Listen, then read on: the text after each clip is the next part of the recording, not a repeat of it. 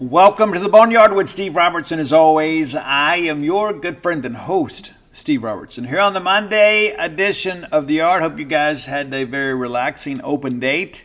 There was some good college football to be played. We're going to recap some of that here in the first segment of the show. We had a great time in Burns, Tennessee, as the wife ran. I don't know what they call that race, but it was at Montgomery Bell Park, and we had some drama. We did. I guess she ran 3 trail loops and then decided to do a road loop, and during the road loop tripped and fell, sprained her ankle, gashed her knee, shoulder, elbow, forearm, all the good stuff that goes along with that. Lesser women would have quit. She did not. Matter of fact, your good friend and host went out with her for a road lap, tried to make sure she was good. We went out on the trail, again, to kind of make sure she was good. And I was happy to run the last little bit with her. And so about 5 miles for your good friend and host. Most of that hiking, just so you know, because I'm semi-retired as a runner. But yeah, we had a good time. It was good to get back.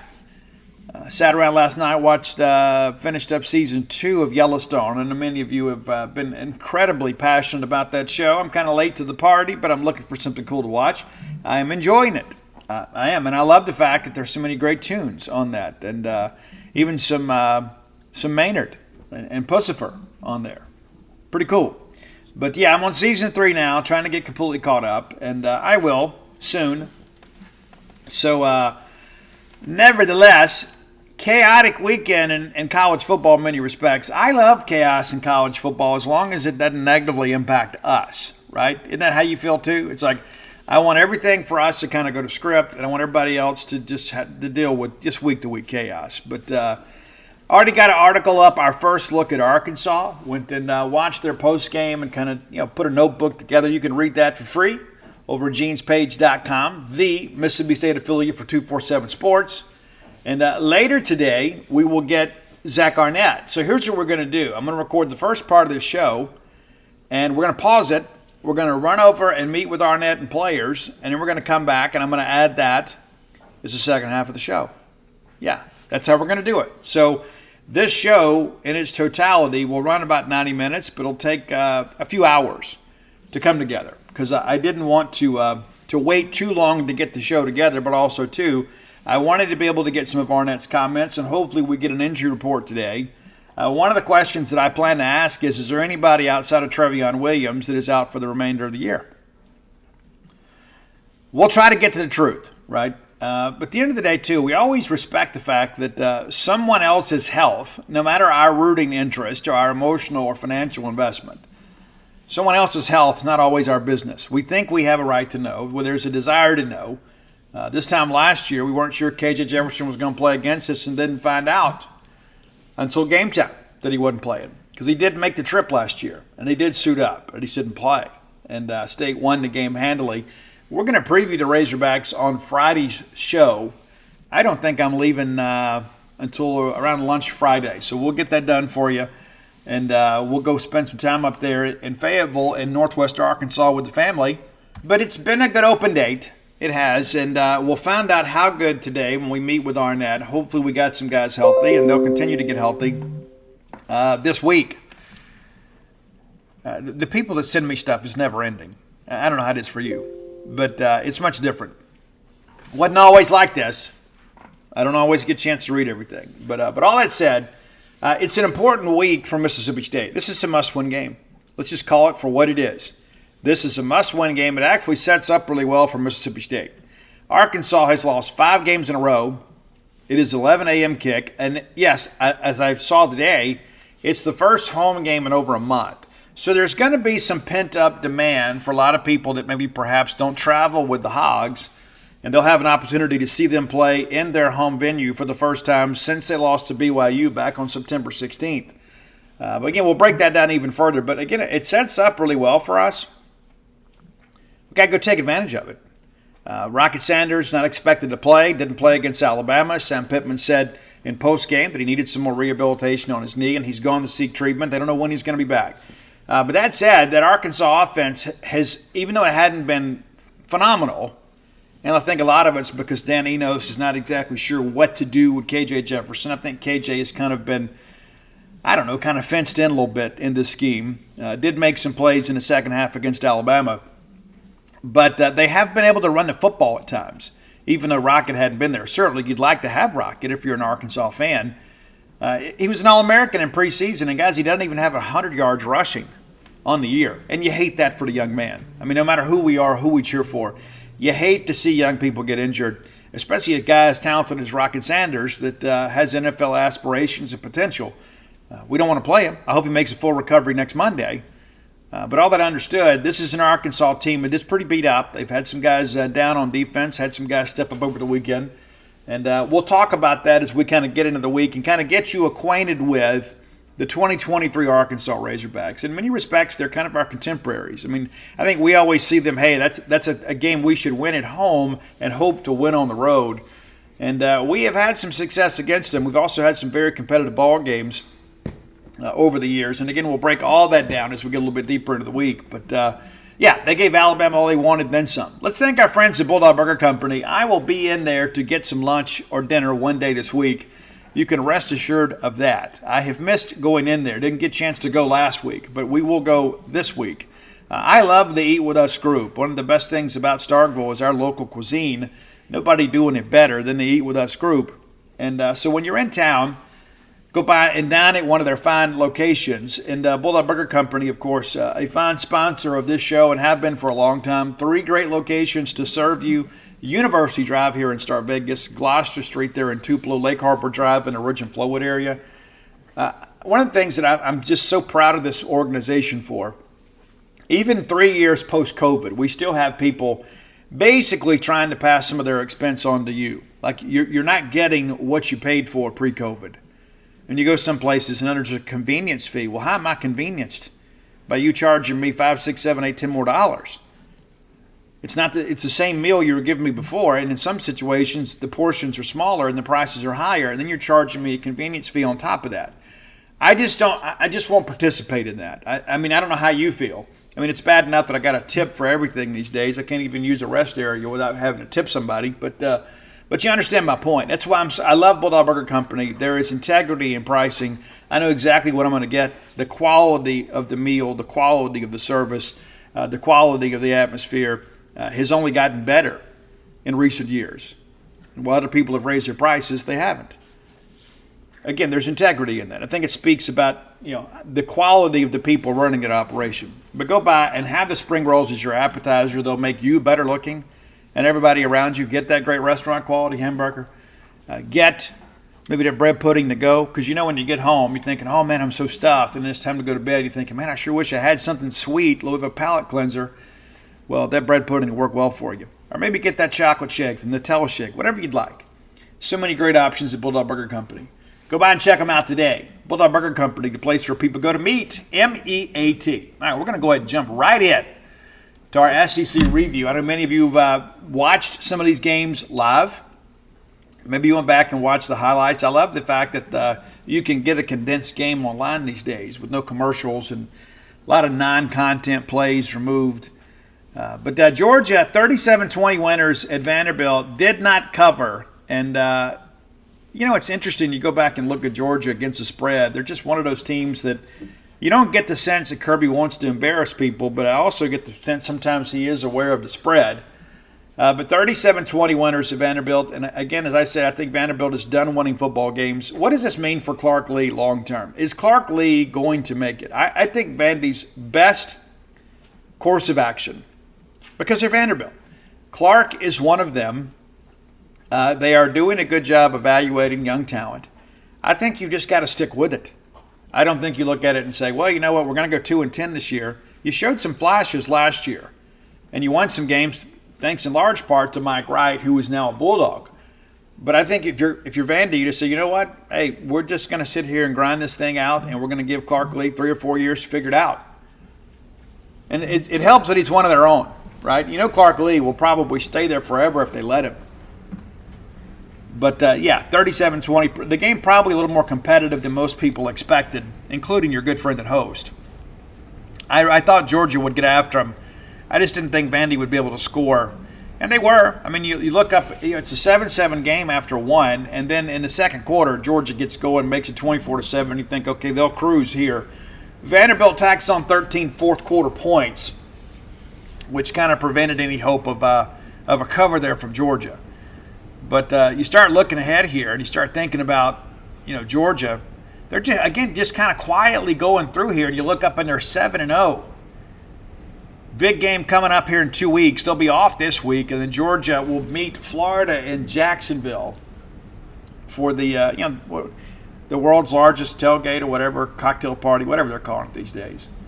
But then when you look at from beyond that, the rest of the schedule is a little bit up and down. You get Missouri the following week, and Missouri, we'll talk about them shortly. Missouri, better than advertised, for sure. They'll go to Georgia. Last year, Missouri should have beat Georgia. Should have. That may be a tougher game than most people anticipate. Then the next week, they welcome Ole Miss to Georgia. And with that Ole Miss offense, you give them a puncher's chance. Then you got to go to Tennessee, and then you're at Georgia Tech. And Georgia Tech, still Georgia Tech, but they're better than they have been, than they were under Jeff Collins. But I don't think Georgia is just going to coast to Atlanta. You look at the games here. They've got 5 games left, and 3 of those are against opponents ranked in the top 20. So it's not like Georgia's going to win by default. On the Vanderbilt side of things, you look at this stuff and I think Vandy's kind of the lovable losers in this conference, right? It's like, man, Vandy. They get the big rivalry game in 2 weeks. This week they get the bye date, the open date, and then they will travel to Oxford the 28th. They just don't have enough offense. And then they will host Auburn, and I'm sure Clark Lee and them are thinking, hey, this Hugh Freeze offense has been rather pedestrian. Maybe we have a chance. You travel to South Carolina. You travel to Tennessee. I just don't see a win on there unless maybe it is Auburn. But you got to think from a talent differential standpoint, they should get it done. Again, we're gonna go with our original thought. Vanderbilt's done winning football games this year.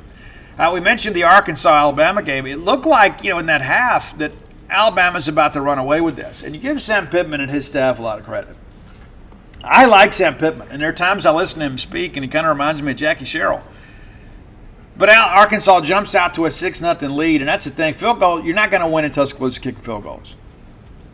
You're not. And I get it. You got to reward the offense, and you kind of get on the field and get on the scoreboard, and then you're kind of telling everybody, hey, we belong here. We deserve to play with these guys. And the next thing you know, it's a big pass, 7-6 Alabama. Alabama gets another touchdown. They get a pick six. And so you look up, and it's 21-6. Alabama's going to run away with this. Second half, the Arkansas defense really clamped down and outscored Alabama in the second half 15-3. They go for 2 there late in the fourth quarter to pull themselves in a field goal and had the ball down 3 and just couldn't mount a drive there to win the game. And Alabama ultimately salts the game away. Arkansas now 2-5. And again, you look at this schedule, and as Sam Pittman, by his own admission, will tell you they have a very difficult road to hoe to get to bowl eligibility. The good thing is that 4 of these last 5 are going to come at home. They have the road trip to Florida, so they'll host us this week. And then the next game, they'll get the open date, and then they'll go to Florida and play in the Swamp. And Florida's been really good at home. Then Auburn goes to Arkansas. That's a game Arkansas could get. Florida International goes to Arkansas. That's a game they should get. And then Missouri goes to Arkansas. And we saw last year what happened with Missouri. It's a toss-up game, and it may be a bowl eligibility type game for them. And so I say that because I think it's important. They will likely look at this week's game against Mississippi State as their Super Bowl. They admitted 2 years ago that's how they approached it. They said, hey, this is our Super Bowl. We got to win this game. So we're going to get everything that they have to offer. Because, again, you look at this, if they find a way to beat us and they find a way to get Florida International, that gets them 5. You just got to get one of the other 3. So we're going to get their absolute best shot this weekend.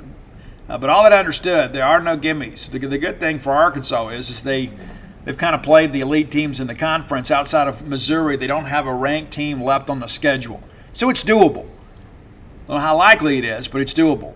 And every time that we get ready to say, you know what, Alabama may be in a little bit of trouble, even though all of us expected them to beat Arkansas, and they did in a much tighter game than we expected. They're 6-1, 4-0 in the SEC. They may have their hands full this weekend, though. Tennessee is going to be at Alabama, and then the next week, there's the open date, and then they get LSU.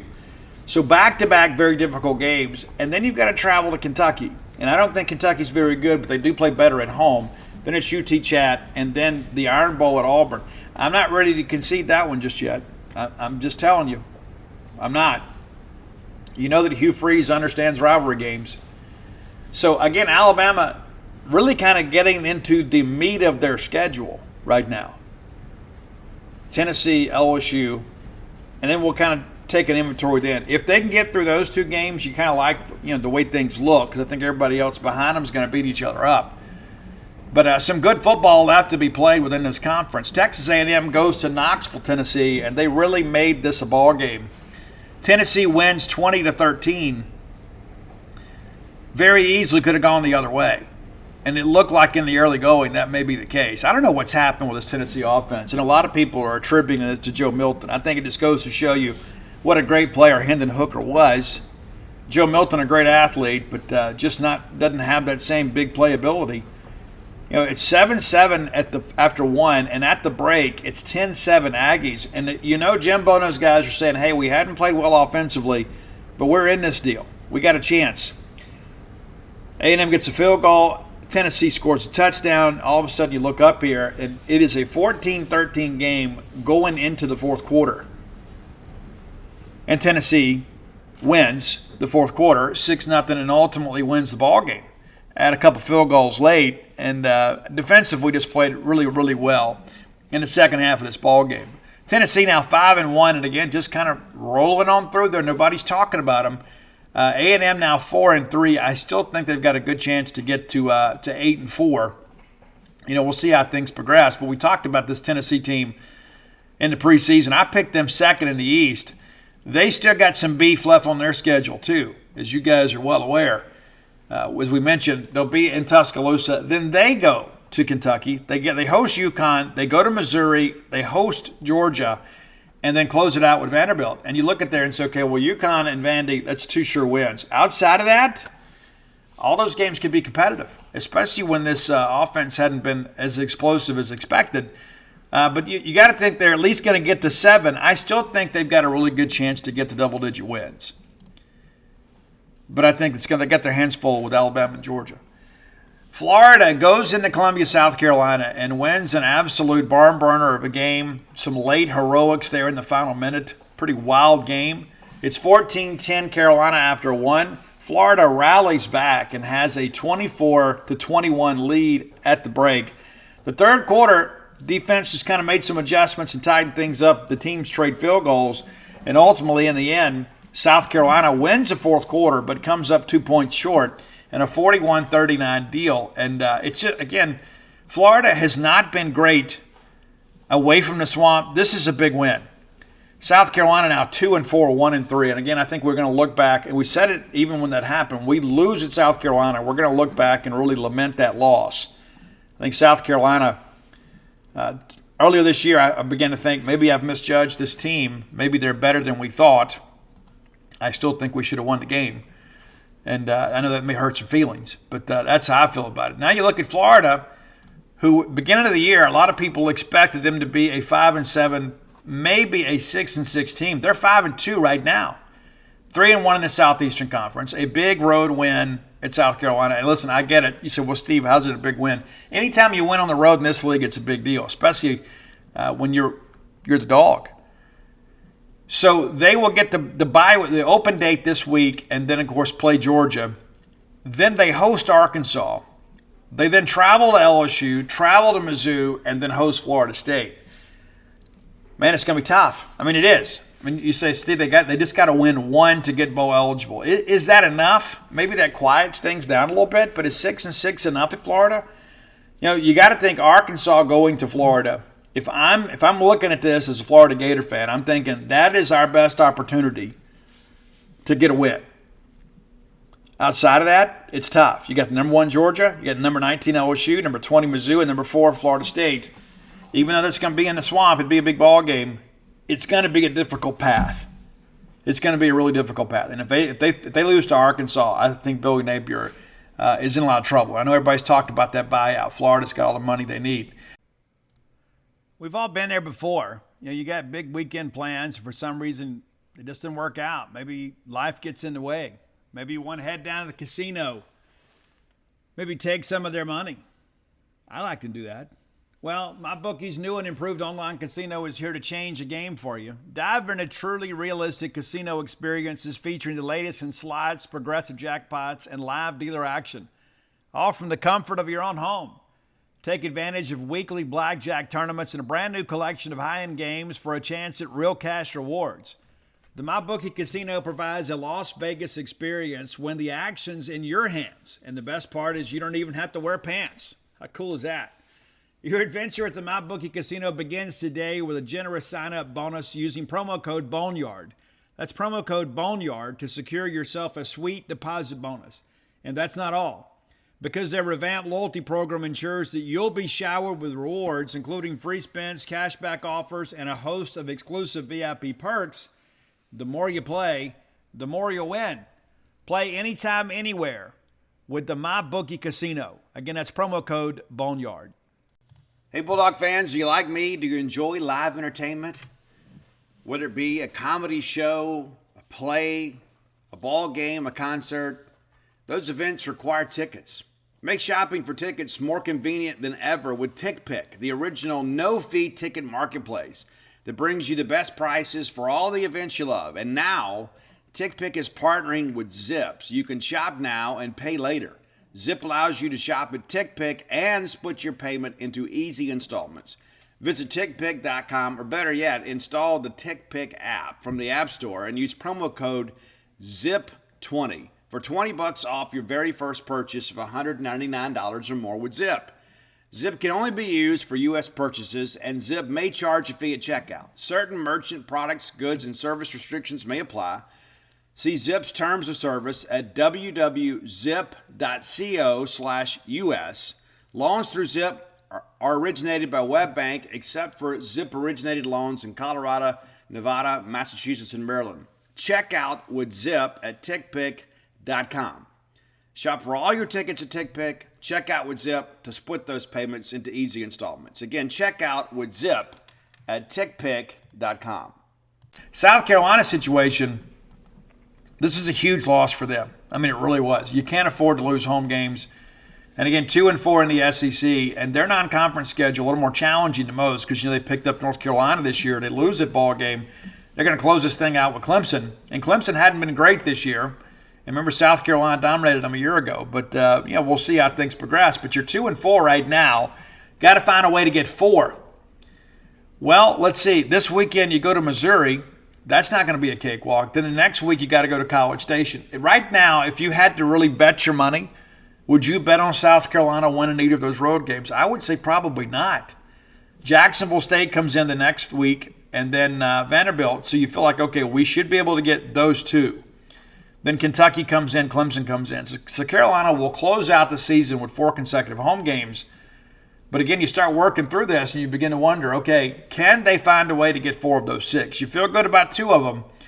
South Carolina could be on the outside looking in when it comes to the bowl picture. Auburn offensively, still not great. A lot of it boils down to the quarterback position. Thorne hadn't been good. LSU jumps all over them, 17-0 in the first quarter. It's 20-7 at the break. And LSU in the second half just did pretty much what they wanted to do. They win the third quarter 14-3 and 14-8 in the fourth, and ultimately win 48-18. One of the best offensive efforts in LSU history this year for them. But they jumped right on it. Really dominated that first quarter. Put together 3 very lengthy scoring drives. Maybe that's not correct. Maybe lengthy is not the maybe the phrase here is they put together a lot of yards. And they're lengthy, but they weren't lengthy time-wise. Only one of those exceeded 6 plays. But from there, they just kind of hung in there and made some things happen. Jaden Daniels, 20 of 27, 325 yards, 3 touchdowns, and a pick. Thorne, 12 of 23 for 102 yards. Robbie Ashford, 3 of 4 with the one touchdown. Just 52 yards. But you didn't have an Auburn Tiger rush for more than 70 yards. Didn't have a lot of long plays. They're trying to use this quarterback run thing. Jarquez Hunter had 7 carries for 16 yards, including the touchdown. LSU had 2 players nearly go 100 yards in this ball game. And you look up Malik Neighbors again and again and again. John Emery had a catch for 49 yards in the ball game too, and also 6 carries for 42 yards. They're starting to get some production out of him. But again, I expected LSU to win the game. I just didn't think that Auburn had the offensive firepower to be able to compete in this shootout. They don't. And you start running through the Auburn schedule here, and you start thinking about this. Okay, they're 3-3. They're off this week. Excuse me. No, they're not. They're not. They host Ole Miss this week, and we'll preview that later in the week. This is the Freeze Bowl. You got to know that Ole Miss is going to get everything Auburn has to offer. I just don't know that Auburn has enough offensively to really compete with Ole Miss. Ole Miss is going to score. I think we all know that. Now, you're going to be really relying on an Auburn secondary that has proven to be pretty good to kind of shut some things down. I won't be the least bit surprised. This is a competitive game. I will be surprised if Auburn's able to win it. The next week, of course, we travel down there. You got to wonder what kind of emotional state they'll be in. If we beat Arkansas, I think you got a shot at Auburn. You lose to Arkansas, I begin to wonder about the where we are mentally as a team. Auburn then goes to Vanderbilt. You'd like that as a win. We talked about that earlier. Vanderbilt may see that as their best opportunity to get one, but Auburn should be able to win that ball game. Then Auburn goes on the road to Arkansas, and they host New Mexico State. So you look at the schedule and say, hey, the only sure win in this game, in this remaining schedule, is New Mexico State, which is only gets you 4. So can you find a way to get 3? Well, you feel like Vanderbilt, you ought to be able to get that one. That gets you 2. So, Hugh Freeze is no dummy. He's made some poor decisions, but all that I understood, we're going to get their best effort. Anybody expecting those guys to lay down, even if they lose to Ole Miss this weekend, kind of kidding yourselves. It probably even builds a little bit of sense of urgency. So we're not going to get a pass. We're not going to get a default win anywhere down the stretch here. Now, you begin to wonder about this LSU team. Last year we began to talk about it on the show. LSU's got a chance to win the West. And I remember the first time I said it on the show, I even got some messages that said, Steve, no, it's not true. All right, so they get Army this week at night. I don't know how they keep finagling that, but whatever. Army, that's a loss for Army. So LSU should win that game. It's not an SEC game, but it makes them 6-2 heading into the home stretch. That LSU-Alabama game is huge. LSU-Alabama is absolutely huge. Huge. Alabama wins that game, I think they're in great shape. LSU wins that game, it's going to be a wild month of November. Florida then goes to LSU. Georgia State's at LSU. A&M's at LSU. So, LSU, 4 of the final 5 games at home, and the one road trip is the big one to Tuscaloosa. And you know as well as I do, after the way LSU played in that game last year against Alabama, Nick Saban's going to have it dialed up. So LSU still a factor in this because, of course, if LSU finds a way to win out, they're back in Atlanta for the second straight year. And there's so many people that have been so down on Brian Kelly, but all of a sudden you look up and you think, you know what, hey, it hasn't gone the way we thought it would go, but it still may get us where we wanted to go. And it's impressive. I mean, it really is. But, if I'm LSU and I'm thinking I got 4 or 5 at home, I got to like my odds in those ball games. All right, Missouri finally beats Kentucky, and they go to Lexington to get it done.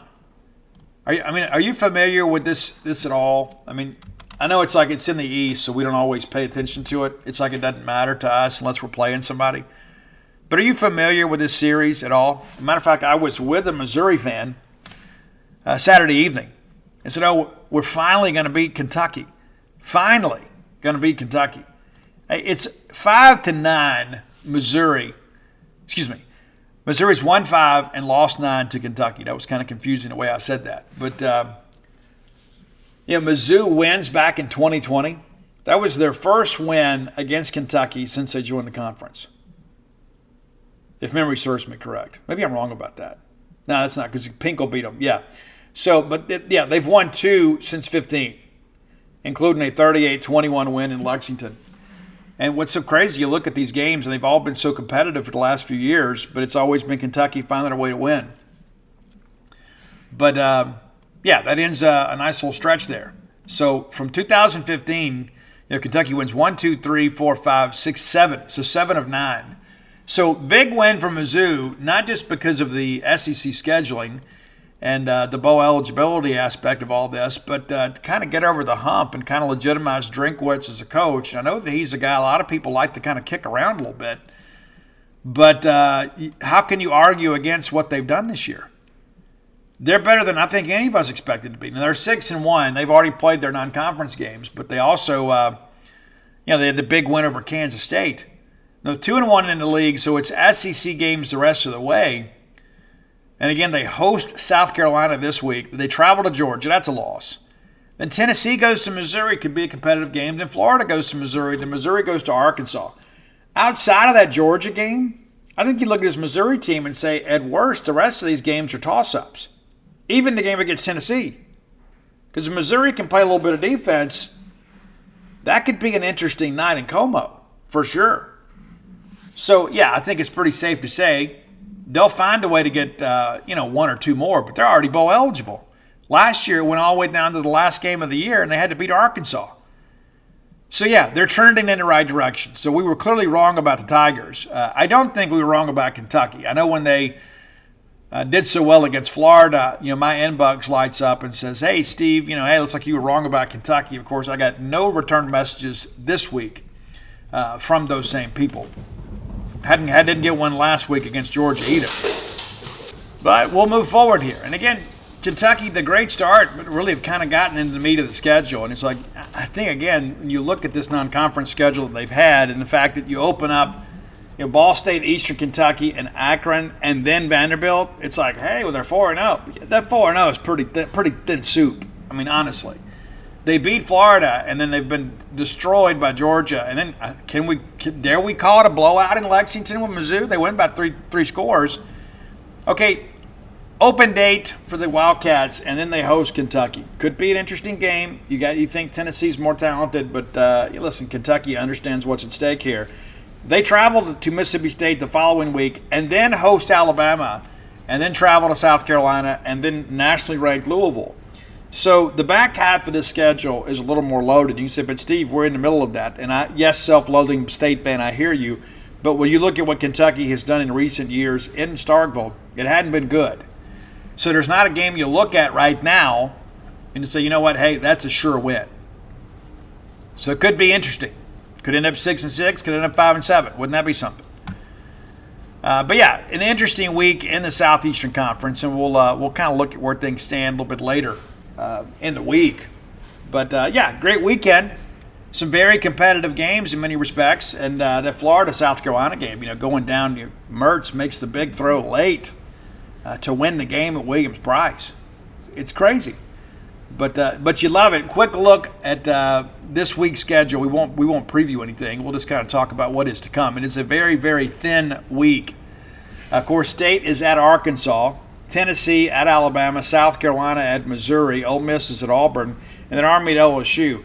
So you throw the Army-LSU game out of this thing, and you look, hey, there's 4 games here that should be really entertaining and really competitive against 4 teams that are still playing for something. So, again, a thin schedule this week, but certainly I think we go win the ball game against Arkansas, we're going to feel a whole lot better about life, and we certainly need a win. There's no question about it. But there's some other games out there that would kind of impact some traffic. We just got to figure out what we're going to do, how we're going to find a way to get into the postseason. And let's just call it for what it is. I know we're 3-3. You say, you know what? Most people, even the most ambitious of Bulldog fans, had us 4-2. We're just not playing well. And that's what you hope after this week. You get some guys healthy and maybe have a chance to add some new wrinkles and go out there and play well this week on the road at Arkansas. All right, time for today's Top 10 list. As always, brought to you, closewithblair.com. Blair recently made the move to Priority One Mortgage, but the website and phone numbers remain. Listen, Blair's been doing this a long time. This is a guy that knows how to get things done. It can be a very stressful and anxious process, borrowing money. That's just the reality of life. Entrust your mortgage to somebody that can help navigate through the labyrinth that is underwriting. Give Blair a call or text today at 601-500-2344. Again, 601-500-2344. Blair, top 1% close ratio in the country, back-to-back years. I know it's so easy to get confused, right? It's good to work with somebody that's seen it all and done it all. And that's Blair Chandler at closewithblair.com. Be sure and let him know you heard about him on the Boneyard.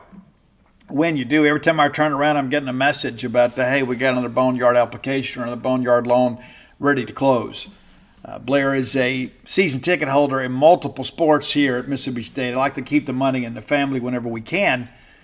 So think of Blair Chandler at closewithblair.com when you have mortgage needs. Whether it's buying a home, refinancing a home, whatever you'd like to do, Blair will be your friend in the industry. All right, so we're going to talk about a classic rock band today. And I hit Roy up last week and said, hey, have we done these guys? He said no. I thought we had, and maybe we have. But even if we have, we'll revisit this. It took forever to get them in the Rock and Roll Hall of Fame. You know my thoughts about the Rock and Roll Hall of Fame. I think so much of that is just absolutely ridiculous. And I love how they always say, well, rock and roll is different things to other people. Nobody anywhere that knows rock and roll can argue against the inclusion of Deep Purple. I love Deep Purple. They're a band that has been around forever and a day. Multiple lead singers, found some big hits. Dave Coverdale from Whitesnake, our friend, was also part of Deep Purple for a while. Got some Dave tracks on our list today. Of course, Ian Page is kind of the well-known vocalist of Deep Purple. But you work through this and you begin to realize, there's been some legendary players. Of course, John Lord, God rest his soul, played the organ for Deep Purple and really gave them the bigger, thicker sound. But Ritchie Blackmore, probably the guy that when people think of Deep Purple, they think of Ritchie Blackmore. So here we go. Top 10 Deep Purple tracks. And I believe these probably more than half of the top 6 songs or first 6 songs are going to be David Coverdale tracks. We're going to go with a great track that many of you don't know that has a little bit of a Stairway to Heaven vibe to it. It's not, doesn't have that great solo at the end like Jimmy Page lays down. But some incredible work here with Dave Coverdale on vocals. Soldier of Fortune, number 10. Soldier of Fortune, number 9. Another Coverdale classic. It's Stormbringer. Whitesnake actually re-recorded many of David Coverdale's contributions to Deep Purple and called it the Purple Album.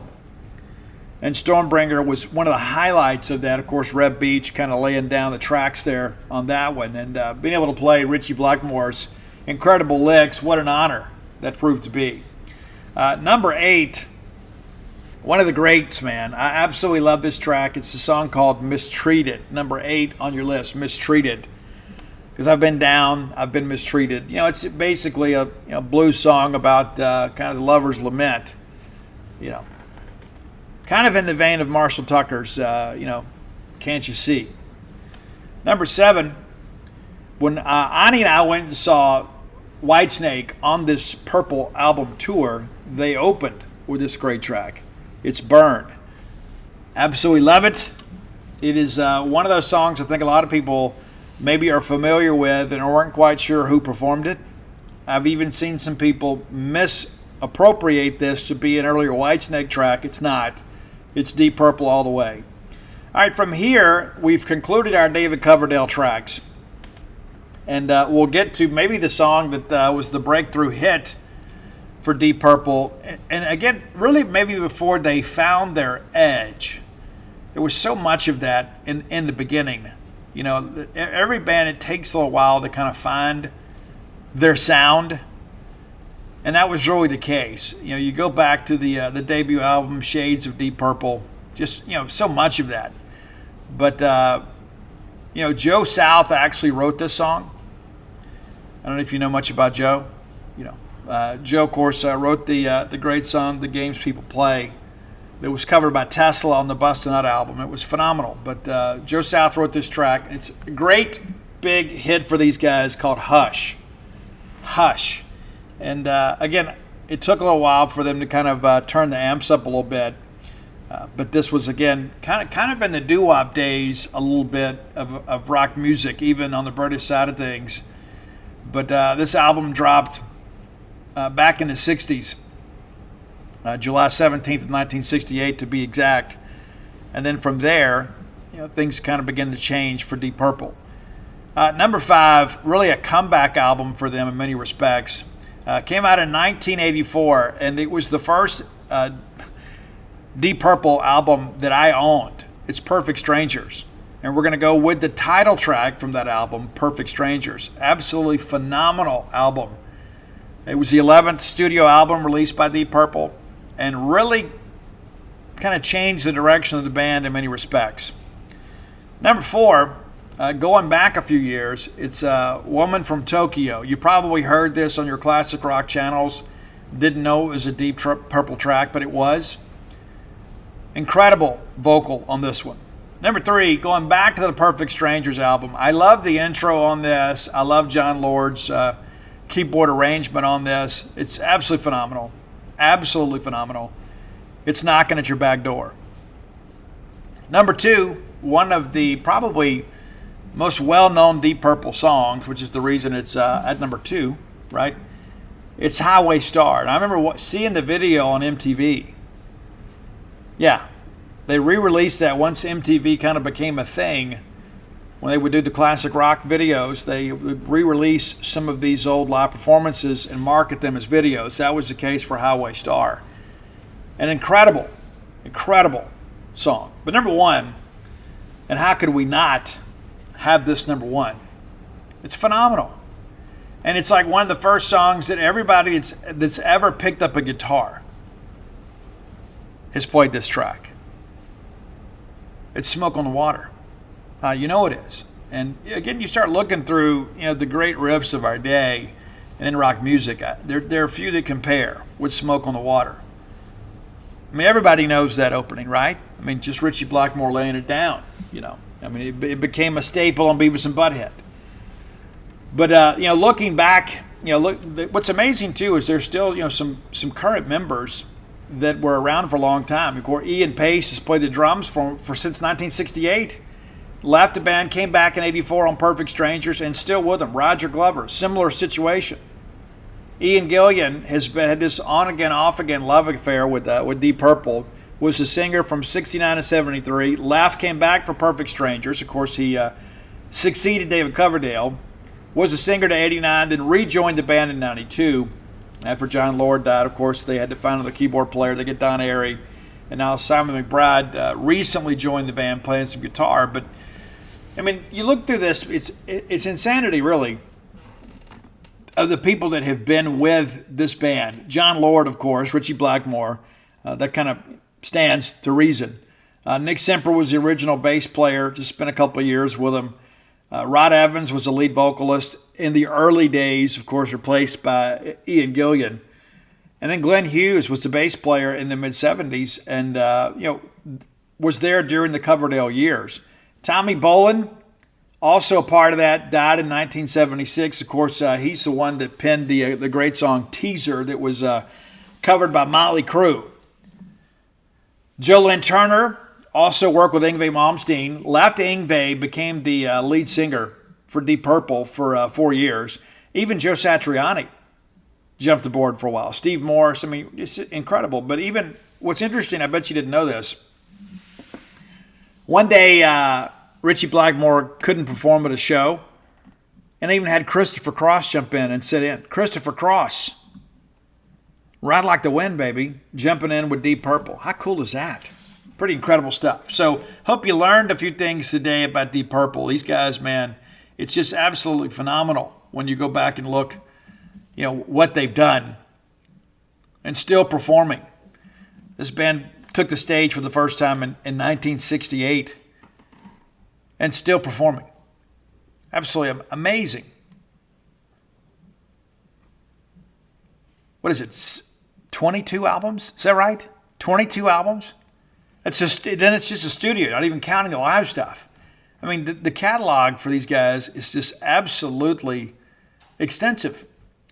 And when they were finally inducted into the Rock and Roll Hall of Fame, they made the comment that, hey, this closes out the Holy Trinity of heavy metal, because you had Led Zeppelin in, you had Black Sabbath, and now you finally had Deep Purple in. And there were some comments I thought were just absolutely, on point about, it took so long to include these guys in the Rock and Roll Hall of Fame. Many of you that know music know, some of the musicians, of course, that have been influenced. Even Gene Simmons. Gene Simmons and Geddy Lee from Rush both spoke out about Deep Purple not making the Hall of Fame. Steve Lukather from Toto made a very pointed comment, and so they put Patti Smythe in there, but not Deep Purple. What's the first song every kid learns how to play? Smoke on the Water. And they're not even in the Rock and Roll Hall of Fame. The Rock and Roll Hall of Fame has lost its cool because of the glaring omissions. Of course, they did finally correct that, but even Slash spoke out about it. The list of people who haven't even been nominated is mind-boggling. The big one for me is Deep Purple. How could you not induct Deep Purple? James Hetfield, Lars Ulrich, Kirk Hammett from Metallica, all a big part of this. And Lars even says, I'm not going to get into the politics or all that stuff, but I got 2 words to say: Deep Purple. That's all I have to say. Deep Purple. Seriously, people, Deep Purple. 2 simple words in the English language. Deep Purple. Did I say that already? And even your friend Chris Jericho. You know him as as a wrestler, but also, too, he's part of Fozzy. The fact that Deep Purple are not in the Hall of Fame is BS. Obviously, there's some politics against them from getting in there. And finally, they make it in. And they didn't let, Glenn Hughes or David Coverdale perform. They did. They were there. They were present. And it was amazing, too. Again, to find out that Ian Gilligan says this one comment I thought was important for us to get this out here. One of the jurors said, we're talking about jurors at the Rock and Roll Hall of Fame, Deep Purple, they're just one-hit wonders. Well, how can you deal with that kind of Philistinism, I've fought all my life against being institutionalized, and I think you have to actively search these things out. In other words, mingle with the right people, and we don't get invited to those kinds of things. Well, of course, they finally get them in, and the director of the Rock and Roll Hall of Fame said at the time, Deep Purple's non-inclusion in the Hall of Fame is a gaping hole which now must be filled. The holy trinity of hard rock and metal bands, Led Zeppelin, Black Sabbath, and now Deep Purple. So congratulations to those guys finally getting their just due to get included in the Rock and Roll Hall of Fame. And if you're unfamiliar with these guys, I'm telling you, you have done yourself a disservice in life. Because again, I would have to agree. I think Black Sabbath was truly the first metal band. True. And then Led Zeppelin, of course, with the performance that they brought to the stage was completely different. And then Deep Purple, I think we could probably get down with that. That is the holy trinity of early metal. And Deep Purple, of course, just absolutely sonically at a different level than many of their contemporaries. And again, the fact you don't continue to play, man, 65 years later, if you're just some flash in the pan. I mean, let that sink in for a second. This whole thing started in 1968, before your good friend and host was even born, before my parents were even married. And Deep Purple was played, and then here they are, and now I'm a grandparent myself. Deep Purple still played. And the fact that we haven't done them, I think, is a bit of a disservice. And unlike Ian, I disagree. I think the Coverdale years of Deep Purple were absolutely phenomenal. And as evidence on my list here, you have 4 Coverdale songs on the list. And I think a lot of people need to look at that and recognize that David Coverdale probably deserves to be in the Hall of Fame of his own volition, not just because of the 3 years that he spent with Deep Purple and what he's done with Whitesnake over the years, but David Coverdale, one of the best modern-day blues singers of all time. If you have ideas for the top 10 list, reach out, let us know. You never know, we may just do them. The best way to get it to us is hit up Roy on Twitter or other forms of social media, wherever you can find him, at Dogmatic67. That's DAWGMATIC 67. And you can find our great list on Spotify under that same handle. Just hit subscribe and just follow Roy. And then our list will pop up every now and again. I have so many people that have reached out and said, Steve, when I'm traveling, I kind of get tired of my regular playlist. And I listen to podcasts, but I got a lengthy trip, and it's nice to be turned on to some new music and kind of be, reunited with some hits some years ago and maybe introduced to some brand new stuff. But again, I don't want to feel like the Rock and Roll Hall of Fame, but we should have done a Deep Purple list a long, long time ago. So there you go. All right, next segment of the show brought to you by Campus Bookmart, a Starkvillian institution. I love Campus Bookmart. You will too, if you don't already. You may already have a raving love affair with Campus Bookmart because it's quite simple. There's not a better place to go find Mississippi State merchandise than Campus Bookmart. Visit them when you come to town, very neatly positioned on the backside of campus. You take that turn off 182 at the Mississippi Highway Patrol station there, and follow that on around on the left side right before you get to campus. There's Campus Bookmart. You can go in there and buy your maroon and white wares and then wear them at one of Mississippi State's historic venues. If you can't make it to town, or perhaps game day is not a great shopping day for you, visit them on the World Wide Web at campusbookmart.net. And by being a loyal Boneyard listener, we'll give you a phrase that pays. That is BSR, which stands for Beautiful Steve Robertson. That gets you, the Boneyard listener, free shipping on all orders over $75. Any order less than $75, absolutely incomplete. All right, I told you opening the show that we would have the opportunity to go hear Zach Arnett speak. That press conference ended about an hour and a half ago. Came home, ate, uploaded a video. You can go watch that video in its entirety for free over at genespage.com. And a lot of our team content is free. We've already had 3 stories posted based on the Arkansas Week press conference with Zach Arnett. Tomorrow, I'll transcribe the Sam Pittman press conference and let you know everything he had to say about Mississippi State. I'm a Sam Pittman fan, but I know a lot of that will be regular old coach speak, and he'll build us up in great Emory Bellard fashion, right? For those of you that were around during that era, you kind of understand what we're talking about. Not a lot today from Zach on the injury front. You could tell he was prepared for the question. And so here's the thing that I would say. It's kind of like watching highlight film, right? When people put their best foot forward, they put the things they do well on their highlight video. And there are other things that they don't put on there because they're not capable of doing them. I mean, when you break down a high school quarterback, if their reads are all in the middle of the field, they don't ever throw the 15-yard out, you believe it's because they don't know how to do it, or they're not capable of doing it. So you look for what's missing. If Zach Arnett expected Will Rogers to play this week, I suspect he would have said that today. He didn't say that. In fact, I even pushed him on the question. I'm going to read you exactly what he said. I did follow that up because I felt like, hey, we need to know, where are we? How do things stand? Didn't expect to get much from it, but I'll read you his exact quote and then give you some thoughts on that too.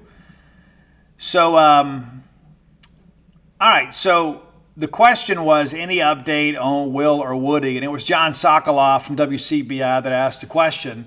He goes, no update like every other guy. They got limited reps last week, and every single guy on the roster is day-to-day. Everyone who is medically cleared to play will play. If they're not, then they won't. I thought that was an interesting answer because he says, like every other guy, they got limited reps. Well, I don't know if that jives with everything that I've heard, so I followed it up. I said, are you saying those guys were full participants in practice last week? And he said, no. He said, what I am willing to say is that like every other guy, they got limited reps. And so a lot of little coach speak there. That applies to Buki Watson, Jett Johnson, Jaden Cromedy, Nathan Pickering, those receivers who played a bunch of snaps. I could go on and on. And so I just felt like that wasn't my original question, but I thought, hey, let's piggyback off the question here and see if we can't get a more definitive answer. So your answer is essentially a non-answer, and I don't say that to be critical because I think Zach is playing it close to the vest, as he should. If Will's not going to play this weekend, I certainly wouldn't be out there broadcasting that now. I'd make Arkansas prepare. But I do think if it was a foregone conclusion that he was going to play this weekend, that you would say that. I think you don't want to put yourself in a corner here and say, yeah, he's expected to play. Then he doesn't play. Then you're like, well, what was that all about? If I had to call it today, I think Mike Wright's your starting quarterback on Saturday. Now, what does that mean? That's a good question. That question was also asked in kind of a roundabout way by Stefan Krajnik from the Clarion Ledger. Just kind of made the comment, hey, in the event when if you have to play Mike, does that change things? Well, I think we all know that it does because the guys have different skill sets, right? There are things that Will can do that Mike can't, and vice versa. Arnett says, I think there are things we do with Mike in there that are structured more for him. Absolutely correct. When he's in there, we're going to play to the strengths of the players in there. It will look very similar to when he's in there at any other time. What that tells me is that we're going to run basically the same concepts with Mike against Arkansas when he's in the game that we do when he's been in the game ordinarily. Now, that it makes sense, not a hot take, but we have not used Mike with the full complement of the offense. This is where I think the open date really helps us. In the event that we have to start Mike Wright, we've had 2 weeks to prepare. We all saw it. Will Rogers got banged up against Western Michigan. Not some big surprise. And so it's not going to be a big surprise today when they go to practice if Mike Wright is taking first team snaps. And I think also because, and I've called them gadget plays, and people have said, oh, they're not really gadget plays. By and large, they have been gadget plays because we run like the double reverse, and it seems like every time we have Mike and Will on the field at the same time, it's a negative play. It's very much a gadget play. But all that said, there are some other things that we run with him, including the zone read offense, that are significant. I think that makes this whole thing with Woody Marks all the more important. If you don't have Woody Marks out there to kind of bang through and kind of eat up 25, 30 carries a ball game, it makes things a little more interesting. Now, we don't know about Jeffrey Pittman. Now, I was told last week he could have played, but we elected to hold him out because we have depth at running back position. But also, too, if you hold him out, it allows him to get healthier for the stretch run. We have 6 games left to go, as you guys are well aware. We've got to win at least 3 of them. And listen, I'm not the kind of guy that wants to have expectations just going to the dadgum Liberty Bowl. Years ago, maybe I felt that way. 07, I was thrilled to go to Liberty Bowl. I haven't been thrilled to go back since. But all of that understood, without Will, I think you have more of a run-centric offense that is predicated in many respects by the quarterback run. And Mike is an incredible athlete, so when you block things up, if Mike gets outside, Mike's the guy that can change the game for you. In addition to that, I do think you've got the depth, even without Woody, to make this a competitive ball game. Simple as that. And really all the pressure in many respects is on them. Even though things set up well for us, I mean, they're 2-5, we're 3-3. They're 2 losses away from missing out on a bowl game. So as I mentioned earlier in the show, we're going to get their best effort. Now, last week I asked Arnett about, do you spend the open date maybe introducing some new wrinkles? There are always some opponent-specific wrinkles week to week based on your film review. But you've had the benefit of 2 weeks. Now, a lot of people point out we hadn't always been the best team out of an open date. That's really the case for most people. It seems like everybody's a little bit rusty.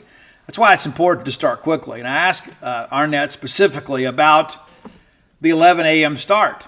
And he goes, there are some things that we do in practice when we had the 11 a.m. game against LSU and against Western Michigan. There are things that we do in practice each week that kind of lend itself towards making a quicker start. And we're going to need one. I don't think it's going to be the crowd that Sam Pittman expects. He mentioned that the game is a sellout. It's going to be standing room only. And I understand there are a lot of people that haven't seen their Razorbacks play in person in a month. I think there are also a lot of Razorback fans. They're like, you know what, this season is pretty much beneath expectations. I think I had them 7-5 starting the year because I had them beating BYU.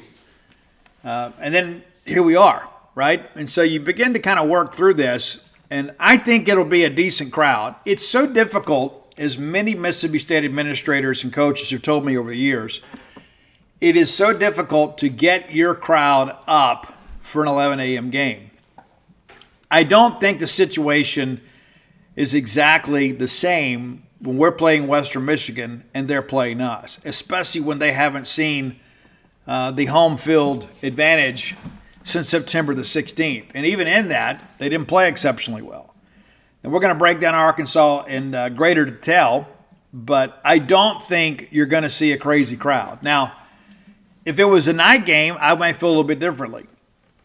I think the Bulldog fans in Northwest Arkansas and those who are looking to make the trip out there, you need to be there. Obviously, you're not going to have your cowbells, but you need to be there to help as best you can to give our guys a little bit of a lift. But we've got to get a quick start here. If we go down a couple scores in this ball game, I think it kind of becomes a self-fulfilling prophecy in many respects. And maybe you guys will recall, we went up there. We went up there a couple years ago, and we looked like for a half we didn't really know what we were doing. That's kind of how it looked to me. And I was there. Many of you were as well. The rest of you watched it on television. But we did not get off to a great start. We had, the big drive down there that ended in an interception. And it seems like the last few times that we played these guys, especially in games that we've lost to them, that we've allowed them to get out of the gate. Now, going back and looking at that 2021 meeting, that was on Saturday, November the 6th. It was a 3 p.m. game. Really wasn't that bad. If we'd have been able to make a couple field goals, it'd be a different deal. But it was a 10-0 game after one quarter of play. And then Arkansas goes up on a Cam Little field goal, who is absolutely outstanding. Hit a 55-yarder this weekend against Alabama. It's 13-0, and then Will Rogers goes down and is able to connect with Jaden Wiley for a short touchdown pass. So we climb right back in it at 13-7 just before the break. Come out the third quarter, put a lengthy drive together. We find Rah-Rah for the touchdown. Extra point's good. It's now 14-13. Then Cam Little makes a 51-yarder. It puts them up 2 headed to the fourth quarter. Now, a lot happened in this fourth quarter. It's 16-14 after 3. This game ends up being a 31-28 game. KJ Jefferson makes the big throw to Traylon Burks, gives a touchdown. They go ahead there, make the extra point, 23-14. So we're down 2 scores. We find Rah-Rah again on a 37-yard pass. Extra point is good. It's 23-21. And then Will Rogers on what should have been the game-winning drive. Will Rogers basically navigates us down the field and then gets a swing pass out to Woody Marks for 15. The extra point is good. It's 28-23 with 2:22 to go. And right here we're thinking, as bad as we've played in this game, we just need to get a stop. We just simply need to get a stop and get off the field, and we will have won this ball game at Arkansas that they had kind of billed to be as their Super Bowl. And so what's interesting about every aspect of this is, we just couldn't get it done. We just simply couldn't get it done. And that's the thing that I look back in hindsight that just absolutely infuriates me is, yes, there was a bad call there, but you begin to think about this whole thing. We get a touchback thanks to Brandon Ruiz, and then KJ's good for 7, and then they run for 11. And it's 1st and 10 now at the 43. They're already near midfield. And you start thinking, goodness, can we hold them? Well, we know they have to have a touchdown. Field goal's not going to get it done. And KJ gets hot here. It's complete to Knox, complete to Morris. Next thing you know, it's 1st and 10 at our 34. We get an incomplete. Aaron Brule with a nice play there for the Bulldogs. Makes it 2nd and 10. They get it to Knox for just 4. Brings up a 3rd and 6. We make a great tackle here. Buki Watson prevents Knox from getting the first down here. And then next thing you know, we get this bad call. And this is the holding call on Martin Emerson. It's 4th and 1. Ball's not catchable. If they couldn't call it PI because the ball wasn't catchable. But they flag him. The whole thing was a setup from the get-go, right? I mean, you go out there and you have Traylon Burks, who was an outstanding player at Arkansas. He goes up, initiates contact, and then as he gets out of his break, there's a little contact there. They call it holding. That extends the drive. State should be off the field here. But instead, it's 1st and 10 at our 15 with a minute to go. Again, a chance, even though we've had this bad call, they still got to go 15 yards and score. They throw a short completion, makes it 2nd and 4. Then KJ Jefferson gets flushed. You think we're about to get a sack here. And KJ, again, kind of leads this team and wills them down the field, gives you a 1st and goal at the 4, and then Dominic Johnson scores. With 21 seconds to go, the extra point is good, and it was a 2-point conversion, if memory serves me correct. That's correct, yeah. So now you look at it, and only a field goal can tie them. We get the ball back with 21 seconds to go, and Will Rogers, much like KJ Jefferson, kind of wills the team down the field. We hit Scooby Ford for 17. Then it's Makai Polk for 13. All of a sudden, it's 1st and 10 at their 45. Good things are happening. Then we get Austin Williams for 23 yards. It sets up a 1st down at their 22-yard line with 2 seconds to go. And much like the rest of the day, we will go out there and try to make a field goal, and it wasn't even close. Would have tied the game. And I remember how they ran the field that day, and you could tell Sam Pittman had really, really gassed these guys up for this game, and they played like it. Announced attendance was 68,818. For those of you that were there, you understand that's incorrect. There wasn't nearly that many people there. But I suspect it'll be a similar situation this week. I think they'll have a much bigger announced attendance than they're actually there. But if you remember, we missed 3 field goals in the game. We go 0 for 3 for field goals, and they're 3 for 4. And those are the kinds of things that get you beat on the road. You can't go out there and miss field goals. You got to be able to put points on the board. And we didn't, and we lost the game. But was that Arkansas team better than this one? I would venture to say that it was. I would also say that Mississippi State team was better than this one. So it's difficult to know what to expect at this point. But, I go back and even think about that 2020 game. I mean, the numbers in that game, statistically, were absolutely terrible. I mean, we played a better game than they did, and we lost. And that's what happens. We always talk about we just want to play clean. That's just not always the case. And, Arkansas hadn't won a game in forever in the Southeastern Conference. We played that game, and this week after State had destroyed LSU down in Baton Rouge. And we have a home game, and KJ Costello is being mentioned as the consensus favorite to win the Heisman Trophy. Set an SEC single-game passing record in that game against LSU, and then just absolutely falls apart. And even with that, State had 400 yards of offense in that game against Arkansas. Arkansas just 275 yards in that game. 212 of that came passing. Yet we held those guys to a net of 63 yards rushing. State outrushes Arkansas in that game, 87. And remember, Colin Hill gets banged up in the ball game, has to come out. But offensively, as bad as we were finishing drives, State moved the ball exceptionally well between the 20s. And let's not forget, the very first touchdown of the game for Arkansas was a pick 6 that Costello threw to Greg Brooks. And wish Greg the best, as he battles cancer here. But, more times than not, when you look at these recent games against Arkansas, it's traditionally been the team that makes the fewest mistakes that wins the game, no matter where it's played. Doesn't matter if it's here, it's there, it's Little Rock. The team that makes the fewer mistakes wins. And so we don't have to go up there and play mistake-free football, but we've got to make less mistakes than them. And I'm eager to see what that scouting report looks like, that injury report from Arkansas. And I'm sure Sam will be, kind of coy about all that stuff too, as you'd expect. I mean, last year he hid the health of his quarterback. They have been banged up a little bit on defense, had some guys step up here recently. But, guys, you go back and look at this thing, you got to go all the way back to Peter Sermon in 2016 when Arkansas had a huge offensive day against Mississippi State. You do. In 2020, we give up 2 offensive touchdowns in the game and lose because we couldn't finish drives. We go up there in 2021 and we miss 3 field goals, and what do we lose by? A field goal. And, of course, last year State dominated the game, winning 40-17. When State has won this game in recent years, it has been in blowout fashion. I don't expect that to be the case this year.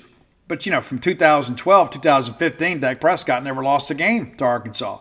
And the one we all remember is that crazy 2015 game where Beniquez Brown knifes through late and blocks a field goal attempt that allows us to win the game. The next year, we had about a sermonitis, and Arkansas didn't punt the entire game. But since Peter Sermon has left the Mississippi State campus, the most points that Arkansas has scored in a game against the Bulldogs, 31 points. And that came against Zach Arnett in 2021. And so you begin to kind of work this thing out here, and you begin to realize how similar these two teams are. It is, in every respect, a toss-up game, and I understand the spread. I think it's 9.5 in favor of Arkansas. If Mississippi State plays up the potential, we're going to cover the spread and likely win the game. If we go out there and don't play well defensively, it doesn't matter how we play offensively.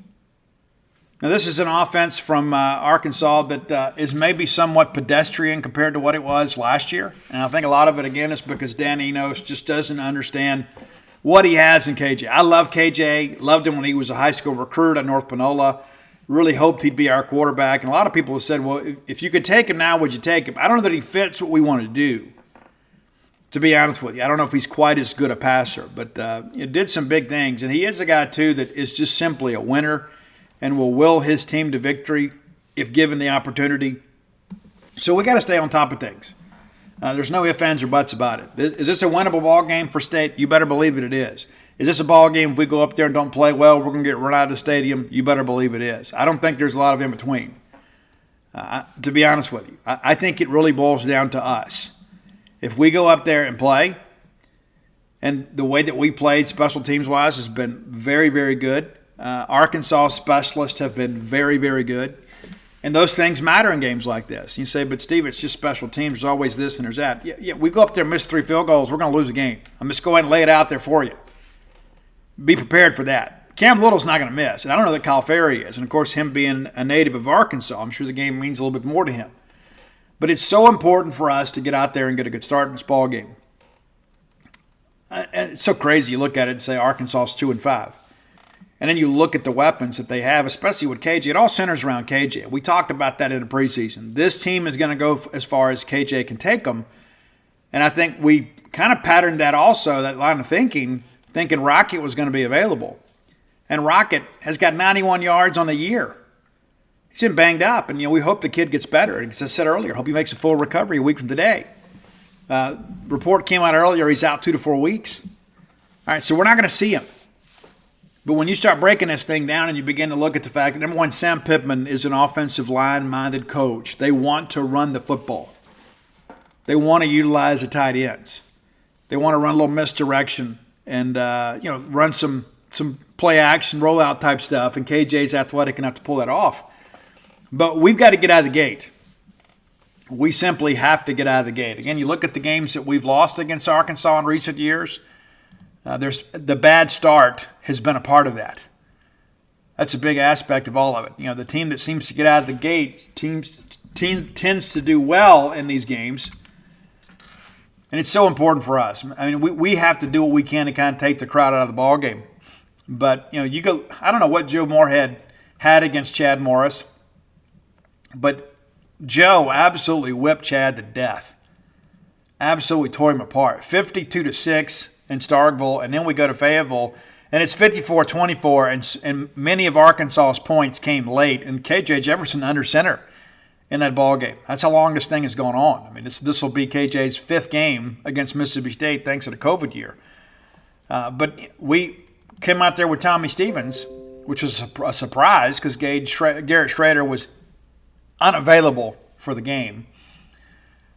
Some people were trying to suggest that it was a disciplinary issue, and perhaps it was.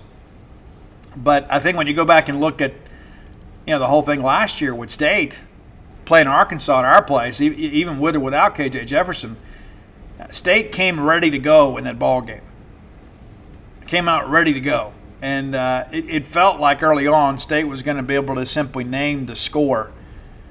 It's 14-0 after 1. Arkansas finally gets a big play late, but it's a 21-10 game at the break. And then in the second half, State wins 19-7. But again, you go back to all this competitive nature. The fact that State came out early and punched first and really got the crowd in the ball game was a big part of it. Huge part of it. The team that has won this game typically has won the first quarter here in recent years. It is what it is. And I think that's probably the case on Saturday. I think you can watch the first quarter and probably turn the game off and already know who won. You just won't know the final score. If we come out there flat, it's going to be a long day. If we come out there prepared, get some big plays early, kind of have that crowd sitting on their hands a little bit, next Monday may be a really fun day here on the yard and around this Mississippi State fan base. We absolutely have to win this game. All right, final segment of the show. Told you we had some familiar friends coming back. Guys, let me ask you this. When you come to Starkville and you think about, okay, we got our tailgate group, or maybe we don't want to tailgate, but we've got, maybe you're like our family, right? So there's me and the wife, and then there's Ani and his wife, Betsy, and their family, and then Audrey has a serious boyfriend, Mia has a serious boyfriend. And you start thinking, man, it would be really expensive to have to travel and everybody have to get a hotel room. And more times than not, it's a 2-night minimum, right?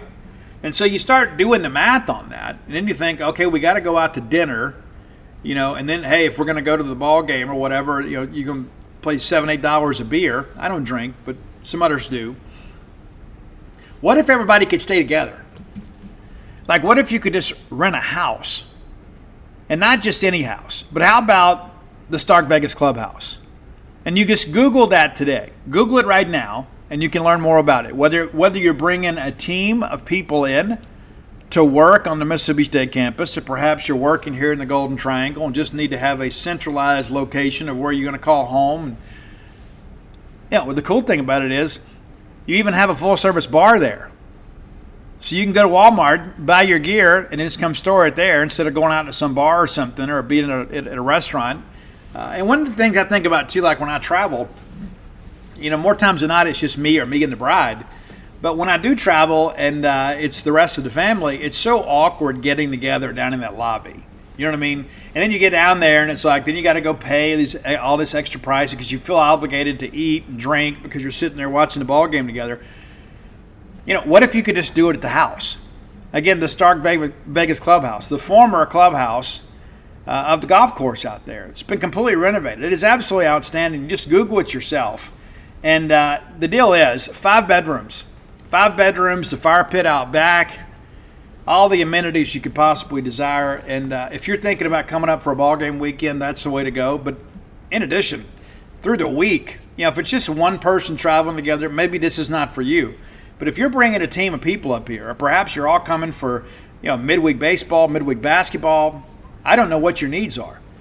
But you want everybody to be able to congregate together, the Star Vegas Clubhouse is for you. Google that, and here's the thing too. Another discount here, right? Let's kind of get down to this. You're listening to this show for free. We're going to save you a little money. We could have gone with any promo code, but we're going with BSR10. BSR10, because beautiful Steve Robertson is going to save you 10% off your booking. How about that, right? Just by listening to the show, we'll give you a promo code. Again, Google Stark Vegas Clubhouse, and that'll take you to Evolve, which is a management company, and use promo code BSR10. You're going to stay at a wonderful property with all the finest amenities, just 5 minutes from campus, and you're going to save 10% just by being a Boneyard listener. How about that? All right, I'm trying to get my hands on a box score from Saturdays. The Diamond Dogs traveled to Louisiana Tech and played 2 7-inning games. Gerangelo Sanchi started the first game. Nadom started the second. State wins the first game 10-5 and loses the second 5-2. Now, Bradley Lofton had a difficult outing, had some walks. And I said on the show recently, I thought he may start out on Tuesday nights. And I even got some messages where people are like, oh, no, I don't understand. He's just not quite there yet. He's going to be. I still firmly believe he is an SEC weekend starter, but he's just not quite there yet. But did not have a great outing at Tech, and has had some issues with walks here in the fall, and I think that's one of the things that will probably relegate him to midweek to start, and then we'll see how things go. Got to get him healthy. That's the thing. He was a little bit banged up last year, and he had off-season surgery, and so he's just kind of really getting back to form. I still have high hopes for this young man, but Gerangelo was very good. We didn't cover the game. Of course, we're reliant on secondhand information here. Now, your scrimmage this weekend is going to, here in Starkville, when we play UAB, if you're not making a trip to Fayetteville, I believe it's going to be a 1 p.m. start. Football game starts at 11, but baseball is going to be at 1, if memory serves me correct. And I'll confirm that as we get closer, but I'm just trying to let you know. Maybe you come out there and just watch the football game on your tablet or your phone or your device, whatever, and just kind of leisurely watch baseball as we take on UAB. And so that'll be awfully interesting. And I think you should have the opportunity to come out. And then we're going to get ready to wrap up fall. And from what Lamona says, this is probably the last year we do it as early as we have. So we'll get done, start getting some guys healthy. And I think that's part of the deal too, is now that you've gone through the fall, you have some guys that probably need some rest and rehabilitation, because it wasn't too terribly long ago some of these guys were still playing summer league baseball. Then they're right back on campus, right into pre-fall workouts, and then they're into the actual fall practices and scrimmages. So now we'll give everybody a chance to kind of rest a little bit. Of course, they'll still be in the cage and doing their long tossing, but as far as actually playing some things, that'll be done. Hunter Hines, was a little bit banged up in the fall. He fell trying to catch a ball in the dugout, was in a sling for a day or two, and everybody kind of panicked, but he's back out there swinging, hit the baseball really, really hard. So excited about where we are. And again, as I remind you guys, last week I upgraded my optimism level from cautiously optimistic to just simply optimistic. Simply optimistic. And then as we go back and get some more data and we have a chance to see these guys play in the preseason, you never know. I might be more optimistic. But as we stand today, I'm optimistic. Now, for those of you that have pre-ordered the book, When the Bottom Falls, finally got a release date. And so it looks like the completion date is going to be at or around November the 10th. So when we first finished this project up, we were optimistic to have it done end of September, early to mid part of October. Well, it's been pushed back a few weeks, but there'll be some ebb and flow with that. But you are now within less than a month of that book being released. And so now I know a lot of people have told me, Steve, I don't want to just pre-order and have to wait. Many of you have been very patient, and I appreciate that. But you can go to whenthebottomfalls.com and go ahead and pre-order that book. I'm excited to get that thing on the shelves. And it's tough in the holidays to get to number 1. I don't know if it'll ever reach number 1, but that's not why we wrote it. I wrote the book to try to help other people and try to help people understand recovery and addiction, and just kind of tell my own story, the path of recovery. And a lot of people have shared with me, Steve, I'm eager to read this. I hope so. And I hope it helps someone. That's the whole goal of all of this. I've written a lot of other books in the past thinking, hey, we're going to sell a ton of books. It's going to be a bestseller. We're going to make a lot of money. And we're going to be really, really happy with what we've done. This is much different. I'm very happy with the work. But I'm not going to say I'm nervous, but I know there's some people are going to read this and think, he's not exactly the guy I thought he was. And other people are going to read it and say, he's an even better guy than I thought he was. But I didn't write it for the court of public opinion. I wrote this for the still suffering addict. And my hope is this book, or multiple copies of these books, will find their way into the hands of people that are struggling with addiction. And whether it be alcoholism, drug addiction, whatever. And there's so many things out there. We are so scared to call things what they are these days because we're scared of hurting somebody's feelings. But let me share this with you. Really the only difference between, the soccer mom at the country club, taking pain pills and antidepressants and all that kind of stuff recreationally. I know some people need those narcotics in their lives to function. I'm not in any way trying to suggest that everybody that takes those drugs are abusing them. There are some people that need them to improve their quality of life. I get that. There are other people out there that do it recreationally. And really the only difference between those people and the people on the streets, really where they get their dope and where they lay their heads.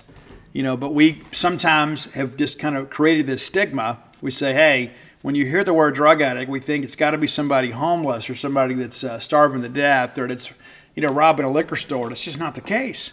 Addiction is no respecter of persons. And so I wrote this book with that in mind. And I think it's important to write it. And to be honest with you, somebody asked me, how do you feel now that you've written it? I said, I'll be able to die happy.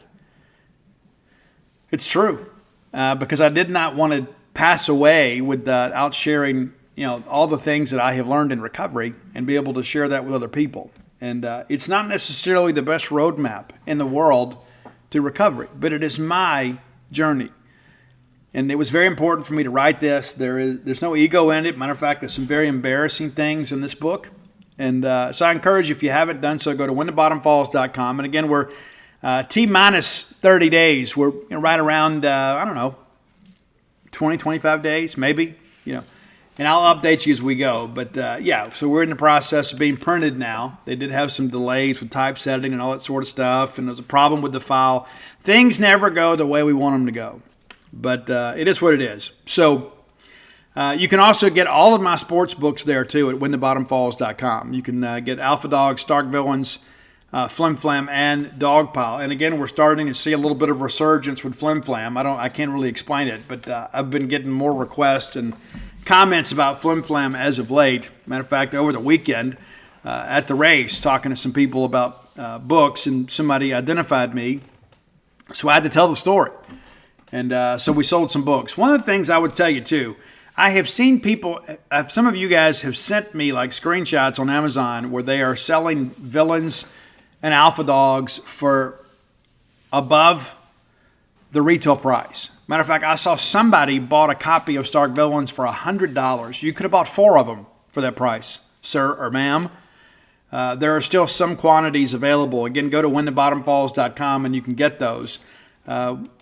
Limited quantities on everything. And, of course, Villains and Alpha Dogs, not much left of those at all. So if you're looking to complete your collection, you need to get that. And then we'll figure out what we're going to write next. I have a lot of people that have said, hey, you need to write this, you need to write that. I've got no shortage of advisors, I can assure you.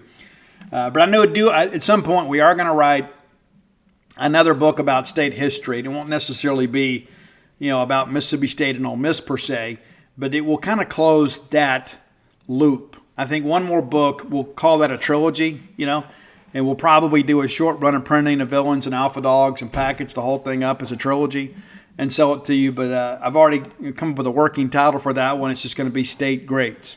And so I've already got some people lined up. In fact, I've already done some interviews for that book whenever I get ready to write it. Because some of these people, as you guys know, they're aging out, and none of us know how much time we have left. And so I want to get these stories documented and really just kind of talk about and celebrate the Mississippi State experience. And that was one of the things when I got ready to move to Starkville. People were asking me, what are you most excited about? And I said, it's the opportunity to sell books. I want to write books. And I want to write them as a Mississippi resident because I want to be included in the Mississippi writing literary community. I don't want somebody to say, oh, well, he lives in Louisiana. No, I didn't want to get beat on a technicality, so here we are. We'll come back on Wednesday, and we'll kind of let you know what we've learned through our media opportunities. We will have players and coordinators tonight, and you can look for the videos of that late tonight or tomorrow at genespage.com. Tomorrow evening, we will have selected assistant coaches, and that will conclude our media opportunities for football this week. Of course, you got some basketball stuff coming up, and we'll have full coverage of all that stuff.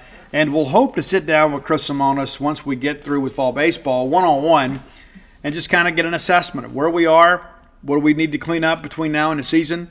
And we'll have that over at Gene's page.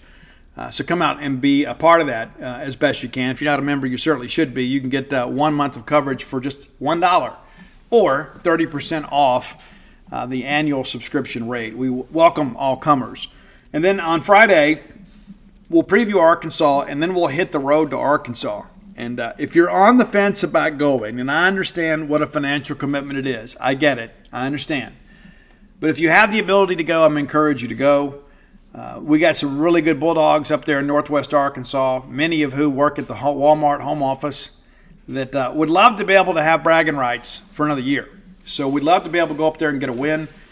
So let's go up there and encourage them and be a part of that. And thanks so much for the Northwest Arkansas Bulldogs that have hosted me for book signings on multiple occasions over the years. It's been really nice to be able to meet those folks and spend some time with them. And we look forward to getting back up there this weekend. Stark Villains gear you can always find at starkvillains.com. It's never too early to start thinking about Christmas.